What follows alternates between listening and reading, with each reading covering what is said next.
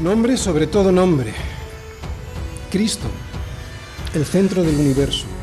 Filipenses 2, versículos del 9 al 11. Oye, y si Cristo es el centro del universo para Dios Padre, puesto que le ha dado un nombre que es sobre todo nombre, con más razón debiera serlo para nosotros, ¿verdad? ¿Qué le dio el Padre al Hijo? Versículo 9. Por lo cual, Dios también le exaltó hasta lo sumo, primera cosa, y segunda, y le dio un nombre que es sobre todo nombre. Muy bien, el domingo pasado vimos un paralelismo que había entre el Evangelio de Juan, lo que nos decía Juan en su Evangelio sobre la humildad de Jesús lavando los pies de sus discípulos poco antes de entregarse, y lo que nos dice aquí Pablo en Filipenses 2 sobre la humillación del Señor, no aferrándose a su derecho, al derecho como Dios, para servirnos. La enseñanza en ambos casos, tanto en el Evangelio de Juan como en Filipenses 2, era muy clara, es la misma. La de no insistir en nuestros supuestos derechos, sino en la de estar dispuestos a sacrificarlos por amor a los demás y así poder llevarles hasta los pies de Cristo. Exactamente lo mismo que hizo Cristo con nosotros al humillarse, que nos llevó a los pies del Padre. Por eso decíamos que si estamos en Cristo, si somos hallados en Él, esto nos debe llevar a imitarle, especialmente, muy especialmente en la humildad, lo que nos hará descansar. ¿Lo sabías? Pues ahora lo vamos a ver. Porque será entonces, cuando seas humilde, cuando dejaremos de pelearnos entre nosotros y también con nosotros mismos. Porque ese es el gran problema, sobre todo con nosotros mismos, descansando en su soberanía. Dice Señor, aprended de mí que soy manso y humilde de corazón, y hallaréis descanso para vuestras almas. O sea que la humildad produce descanso. Y la soberbia que produce, tensión. Muy bien, recordemos las similitudes entre el Evangelio de Juan, en Juan 13, y lo que estábamos viendo en Filipenses 2. Primero veíamos en Juan 13, versículo 3, sabiendo Jesús que el Padre le había dado todas las cosas en la mano, y en Filipenses 2, 6 dice, el cual, siendo en forma de Dios, no estimó el ser igual a Dios como cosa a que aferrarse. Vemos aquí un paralelismo. Seguimos, Juan 13, versículo 4, se levantó de la cena y se quitó su manto.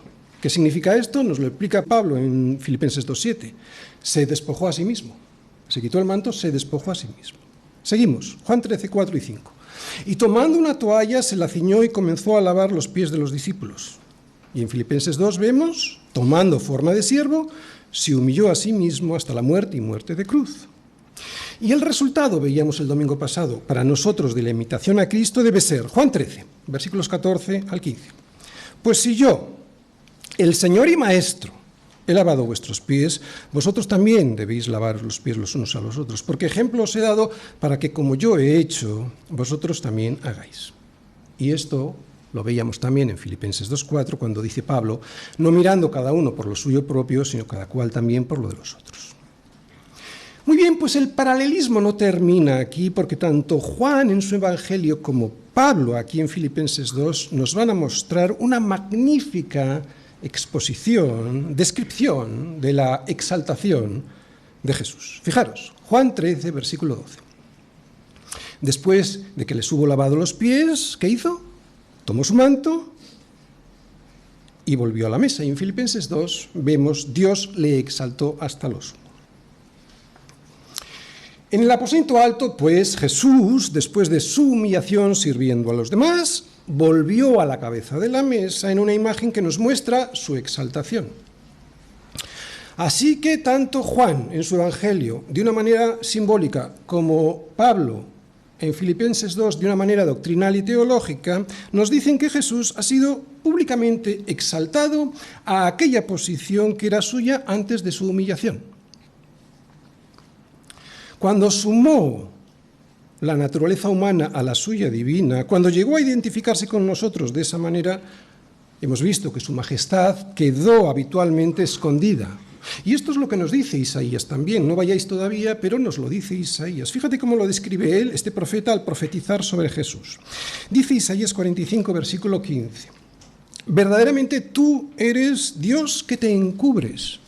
Está hablando de la gloria que estaba encubierta. Dios de Israel, que salvas. Y sin embargo ahora, estando exaltado a la diestra del Padre, su verdadera identidad se manifiesta y su majestad queda revelada. Fijaros lo que nos dice Isaías. Isaías nos dice que Dios es el que salva, pero al mismo tiempo nos dice que es Jesús ese Dios salvador. Así que la divinidad de Jesús la podemos ver por toda la Biblia.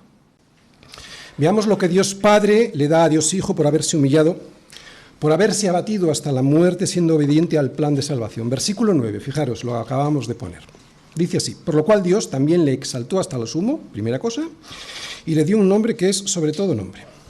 Así pues, aquí vemos que Dios le dio dos cosas. Primera, Pablo dice literalmente que le superexaltó, mejor dicho, que le hiperexaltó, porque la palabra en griego es hyperexo, hiper, ipso, exaltó. O sea, que está diciendo, aunque nosotros la traducimos que le exaltó hasta lo sumo, Pablo dice que le superexaltó, lo que significa que le llevó hasta el más alto rango de la majestad suprema, que le elevó a una posición que está más allá de cualquier medida que nosotros podamos entender.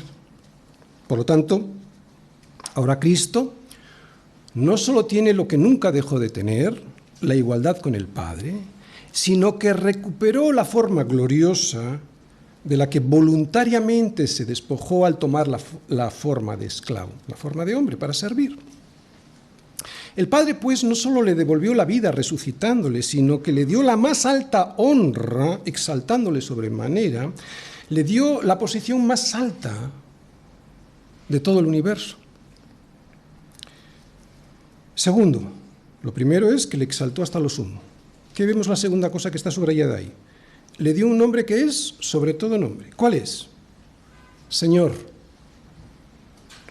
Que está en el versículo 11, no lo vemos aquí, pero es la palabra Señor. En griego, kurios. Y si queremos entender bien esta palabra, el significado profundo de la palabra Señor, no solo tenemos que traducirla del griego como es, como Señor, como aquel a quien le pertenece una persona o una cosa, sobre el cual o la cual tiene poder de decisión, como amo. No, es mucho más que eso. Es mucho más que un amo con poder de decisión y de propiedad sobre esa persona. El poder de esta palabra, Señor, que veremos en el versículo 11, y que el Padre le dio, lo vemos más de 6.000 veces en la versión griega del Antiguo Testamento que usaba Pablo, la Septuaginta. En esta versión del Antiguo Testamento que usaban los griegos de la dispersión, aquellos griegos que después de tantos años habiendo estado fuera de su país ya no conocían el hebreo y por lo tanto su lengua era el griego, digo que la mayoría de las veces esta palabra Señor viene traducida en su Septuaginta, cuando vemos kurios en la Septuaginta, viene esta palabra traducida del nombre sagrado de Dios que los judíos no se atrevían a pronunciar y por eso lo escribían con el tetragramatón, que conocemos todos. Así que esto que venía en el Antiguo Testamento en hebreo, en la Septuaginta se traducía como Señor. Así que cuando nosotros vemos en nuestro Antiguo Testamento la palabra Yahvé o Jehová, es este vocablo. En realidad, en griego, lo que estamos viendo es Señor. Por eso si un lector o a un lector del Antiguo Testamento en griego le dijeras la palabra kurios, inmediatamente pensaría en el nombre de Dios, el nombre de Dios del Antiguo Testamento, pensaría en Yahvé. O sea que esta palabra Señor significa el nombre de Dios mismo, no solo un amo con muchísimo poder. Por lo tanto, cuando leemos en el Nuevo Testamento esta palabra traducida del griego como Señor, otra vez, cuando vemos en nuestro Nuevo Testamento esta palabra que del griego está traducida como Señor, lo que nos está transmitiendo, en este caso Pablo, es fundamentalmente que Cristo es Dios mismo. Y el nombre de Señor es el que Pablo dice que el Padre le dio al Hijo, a Jesucristo. Así que en el versículo 11, cuando lo leamos, veremos a Jesucristo. Pablo le dice Dios. Jesucristo, Jesús Christus, Jesús, que significa Yahvé salva, y Cristo, Christus, que significa el ungido. el ungido, el Mesías separado por el Padre para una misión especial. ¿Cuál era? Salvar a su pueblo.